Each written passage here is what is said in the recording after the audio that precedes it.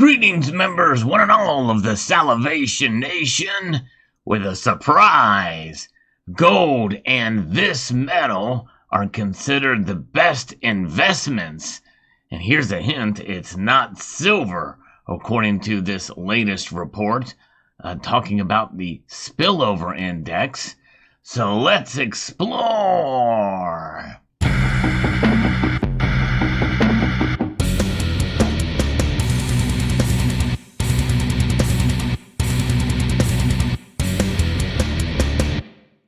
Now, investment is the word that they use, but you know that I don't like to use that word with relation to silver or gold. I see them both as insurance policy, a hedge against economic instability, which includes inflation, deflation, and stagflation.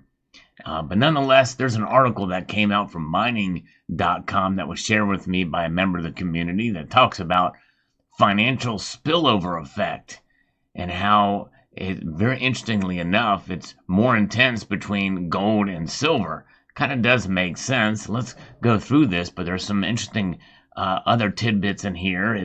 It's from a report from the journal Applied Economics. An international team of researchers analyzed the portfolio risk characteristics and spillovers of precious metal commodities and equity markets across continents. The inspiration behind the study was recent findings from different reports that showed that precious metals are negatively correlated with financial equity markets, highlighting their potential in the diversification and hedging of financial portfolio positions. The new research thus assessed that relationship between the returns of 9 metals. They say precious metals, but not all of these are precious metals. They are gold, silver, palladium, platinum, nickel, lead, zinc, copper, and aluminum. Furthermore, it analyzed the spillover index between these metals and the regional and global equity markets and performed a portfolio optimization using a different evaluation method. It's kind of an interesting concept, a little different way to look at these metals and how they interact and compare with the equity markets and also each other. And this is an interesting graphic, but it's really hard to see, and I can't find the source of it to be able to show a larger version of where this thing is. But we'll have to kind of see what the article says about the findings. Largest spillovers among precious metals occur between gold and silver, and between zinc and lead. Kind of doesn't surprise us. We know that silver kind of follows gold, but also how it relates to the equity markets as well. Not a whole lot of surprise there. And zinc and lead, well, those are base metals, and often they're mined together. But also we know that silver is mined as a byproduct of zinc and lead, and also copper too. I'm kind of surprised copper is not in this mix, but that's the largest. Copper is certainly in there, but nonetheless, the largest spillovers in the world are the Americas, Europe, and Asia Pacific equity indices are on palladium and copper. So that's fascinating. So according to the study, metals that most largely spill over on the equity indices of the world and the Americas are copper and zinc. And that makes sense for sure. On the equity indices of Europe are copper and lead. And on the equity indices of Asia Pacific are copper and silver. Additionally, nickel and lead add the highest risk to total portfolio risk. That's interesting. While platinum, gold, and aluminum add the least risk to the portfolio of commodities. Now that's interesting because platinum is a very volatile metal, although we've seen its price run relatively stable over the last 18 months or so. It's pretty amazing. I mean, we did see in 2020 it took a hit along with gold and silver, and other commodities dropped pretty drastically as people ran to the safety of cash after the pandemic. But nonetheless, it's certainly has kind of given a more of a stable price. But it is interesting because it is considered more of a fringe precious metal. The most desirable metals for investment were found to be gold and not silver, not palladium, not rhodium, not platinum, but aluminum. Wow. The most desirable metals were gold and aluminum. That is interesting. Now, I don't have a chart of what aluminum's performance has been over the past couple of years, but my guess it would be without a doubt that it has risen like copper has risen. But surprisingly, gold is considered to be the desirable metal for investment. And even though gold has dropped 3% over the last year, and aluminum too. Very interesting indeed how this from this journal and this new paper from Applied Economics makes that correlation there. Fascinating. Understanding the relationship between precious metal and equity markets across continents in the world, as well as the role of precious metals in financial investment, is relevant for investors looking to protect their investment portfolios during financial turmoil and market downturns, which is from Seong Min Yoon, co-author of the study, said in a media statement. In Yoon's view, these findings can also help portfolio investors with portfolio risk management and the creation of hedging strategies. So use that word term hedge as opposed to investments. There's a big difference there, folks.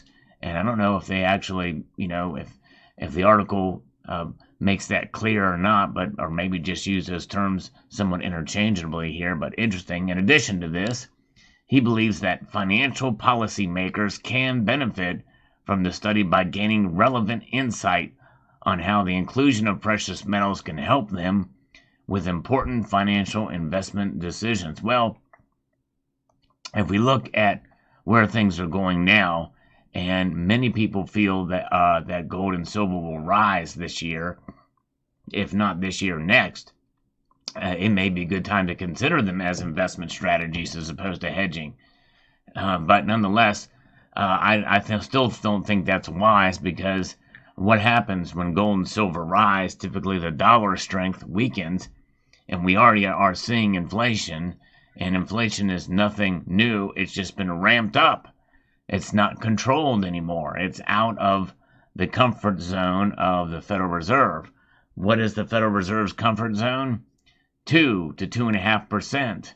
In fact, I remember specifically when they mentioned that we're comfortable with a 2.5% increase in inflation year over year.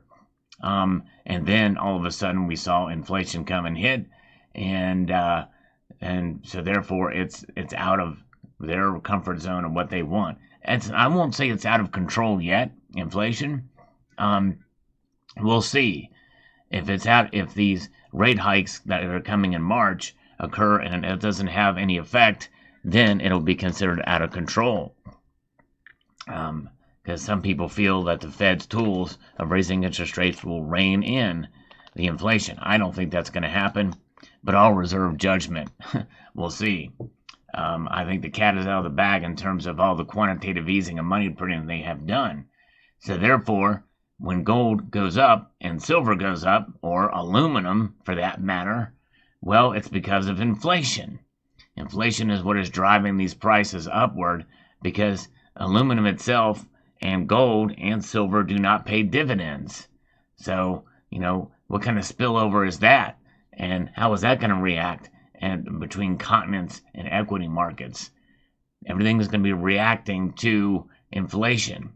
And more likely, things that are paper, things that are not tangible, they're going to lose value.